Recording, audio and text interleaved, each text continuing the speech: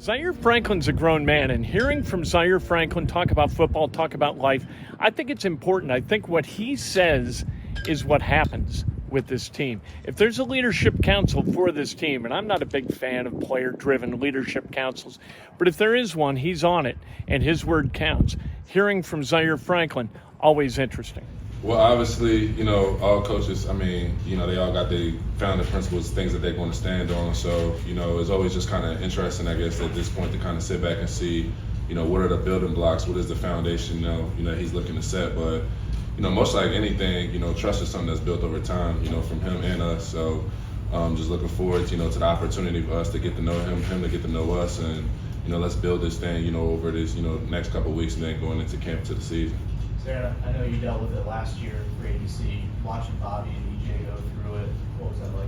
Oh man, it's always good when the boys get paid now. You know what I mean? So, seeing my boy Bobby in, it's crazy. I was just sitting there watching some plays from last year, man. He's a hell of a player. So definitely somebody I miss in the building, not only from just playing with him, but just seeing Bobby in the building, knowing how he carrying. We came in, together, been around for a long time, and then obviously was big on getting speed back. Knew we needed speed back, man. He do so much for our team, just from not only from just on the field, obviously a playmaker and stuff, but just from an energy, his mentality. You need to keep your dogs in the building now. So I was doing my fair share of recruiting. We was in Hawaii at the time, so I was kind of trying to look, maybe we did this every year, so But I'm happy that he's back. Happy that the boys got their checks, so that's all that matters. Buck talked about needing the reset button after the season, and Pitt talked about watching plays and being like, how did we not win more games? Mm-hmm. What were the first couple of weeks after the year ended like for you? Man, woosah. They definitely needed to just kind of take a step back and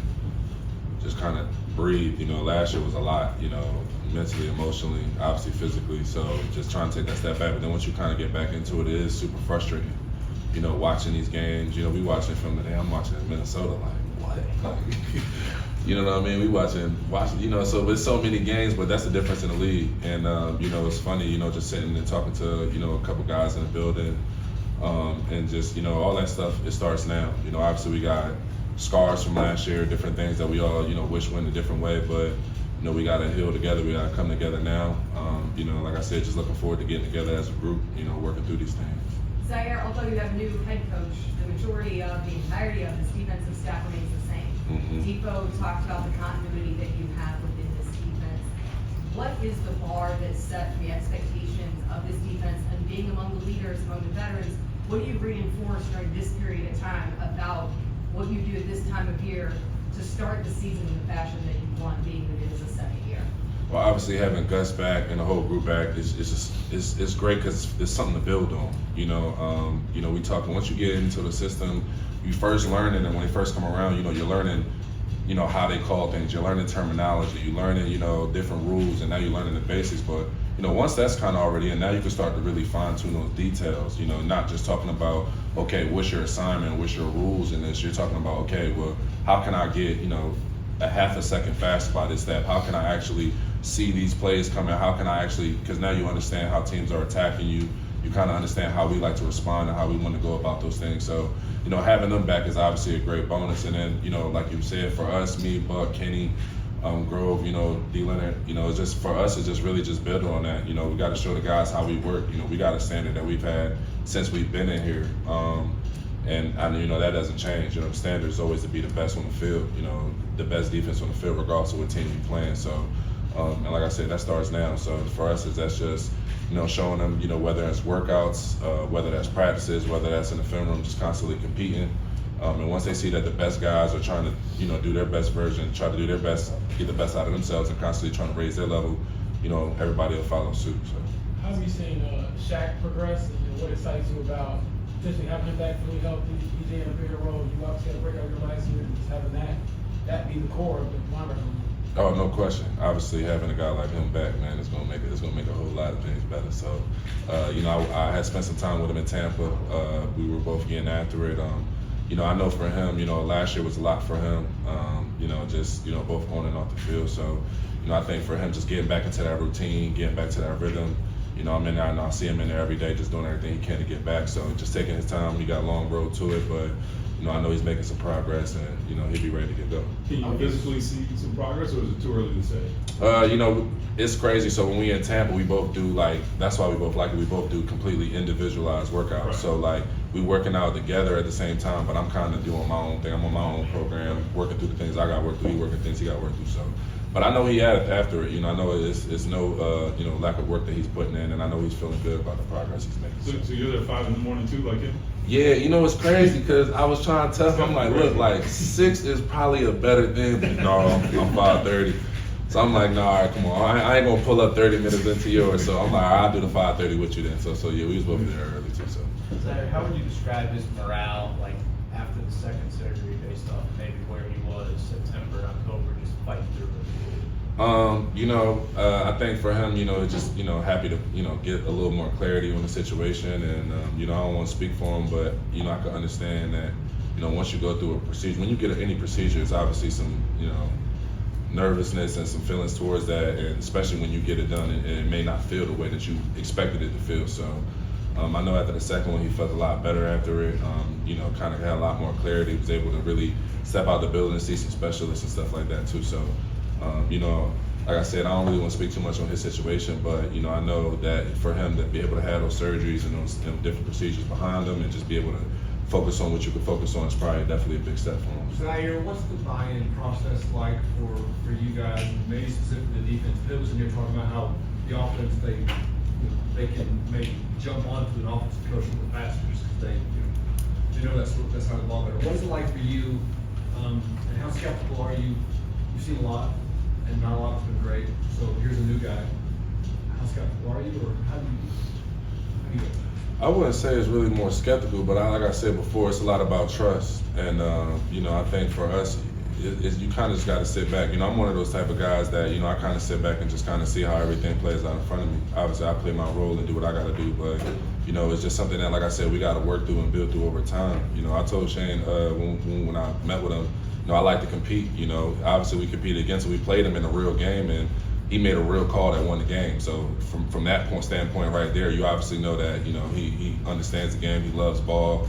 He's all about it. Obviously he's competitive. I told him I'm competitive too. So I'm looking forward to, going against his offense and OTAs and stuff like that too. So, it's an iron sharpen iron thing. And like, his message was really all about, it's not really about any of us individually. It's about us coming together as a team. So, I'm just looking forward to that chance for us to kind of getting together, working through it, coming together, and having something to build on, something to stand on coming into the fall. Talking about having you talk about the end of the season, you had the best season throughout the season that collectively wasn't that great. So I guess how does that motivate you even more to maybe do it again and then also have it be a collective? I mean, for me, last season was obviously a great opportunity, but the way I look at it, it's not like I went in and had some up and down years. That's what it looked like when I get opportunity. When I'm allowed to play, that's what I'm able to do on the field. So, when I look at the games that I had, I feel like I left a lot of meat on the bone, respectfully, just in terms of making plays and doing things to change the game. So. I'm constantly pushing myself. I'm constantly, trying to find ways to get that edge to be better. And for me, I look at that like, all right, look, that's what my standard is. How far can I take it? I'm just looking at it, and I don't know. I'm obsessive about it. I love it. Like, it's something that I'm really passionate about, something I really care about. So I'm just looking for an opportunity. Looking forward to the opportunity to continue to build on that. Be out there with my guys. Being out there with Buck, Grove, D-Leonard, Kenny. And let's get this thing spinning. Let's really see how dominant we can be. So, Zaire, you talk about the grind of the season. You get away. You say you're in Hawaii. You're doing things. You're getting bored, looking for things to binge watch.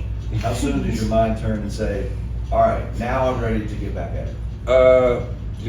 After the season, it's hard because after the season you're still watching the game. So you're watching the playoffs, and you watch the teams that you played against, and it doesn't help that the two best performances that we had was against the two teams that went to the Super Bowl. So then you like, well, shit, maybe we know something, maybe we figure something out. So, but it's what I learned, from, a lot of my mentors in the league, B-Wags, Sherman, a lot of those guys, KJ Wright, a lot of those guys over there is, it's never that you stop working. It's just, the mode turned up and turned down at certain points. So, obviously I, banged my ankle up after the year. So I was still kind of rehabbing that, working through some things. And, You know, it's just kind of like a slow dial. You just constantly turn that fire on and on and on and on.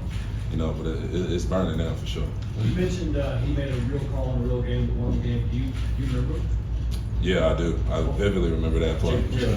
Oh, we remember. Jalen Hurts, right? Yeah, the call. They schemed me up. I ain't mad at it, but it is what it is. But nah, and I think even Gus obviously had a relationship with him back to the days in LA, and after the game, me and Gus talked about it. I guess they had a conversation about it, just about something that they seen or read that they saw, a bind that they could put me in the run pass situation. Whether because the week before they had threw a little pop pass to win the game, and then I was kind of playing for that, and then obviously Jalen runs the ball. But I think that just speaks to his gamesmanship, his understanding. Even speaking to him, I think it's just his competitive nature. I think he loves to win, he loves to compete, and it's funny talking to him about the game because he was like, I knew we were going to win, and I'm like, I ain't know y'all know y'all gonna win. But no, I think that's just what he loved the game. He's all ball. He's got his foot to the gas, and I think you guys can kind of see from that meeting that he's turned up about it. He's ready to get after it, and I think that's the type of energy that we needed in the building. And like I said, we're gonna see how it all shapes. How do you keep a level head when it could be more changes coming? Obviously, the draft is coming up. Could be a rookie quarterback. I guess just from your perspective on that side of the ball, how do you keep it even? And we talk about it, like just thriving in a place of uncertainty. Mm-hmm. I mean, it's the NFL, like that's the business of it. When you don't perform, when you don't, play at the level that you're expected to, changes happen. People, every year there's new guys coming in, that'll never change. And I was just telling one of my young fellas too, like, if there's new guys coming in, that means somebody gotta get out because they don't make no more spots. You know what I mean? So that's just really just a part of the game. So for me, obviously, what's going to happen in the draft, what's not going to happen in the draft. Look, I'm not making no decision. I'm not casting not one ballot, so I'm not going to stress about it not one night. But I think it's interesting. It's fun to talk about. It's fun to speculate about. But I'm sure they're going to make the right decision. So what did you binge watch? I've really been on my show, Succession for sure. Okay. Succession had me in my bag the other day. Succession's crazy. I did. I ain't gonna hold. I lost real people in my life, and that was a real episode for me. I've been on that Snowfall. Snowfall been crazy this year for sure. We're 2 for 2 then. Yeah, Snowfall for sure. But I still like Power. You know what I mean? I'm trying to think. I ain't really. White Lotus. I had to watch White Lotus again because we went to Hawaii. We actually stayed at the same resort too. That was pretty fly. That's Zaire Franklin. Fun to hear what he's been watching during the offseason. Succession. I got a co-sign concession. That is an absolute must-see. And Zaire Franklin, let's see if he can put up numbers like he did last year for a more successful Indianapolis Colts team in year 2 of the Gus Bradley kind of era with this defense.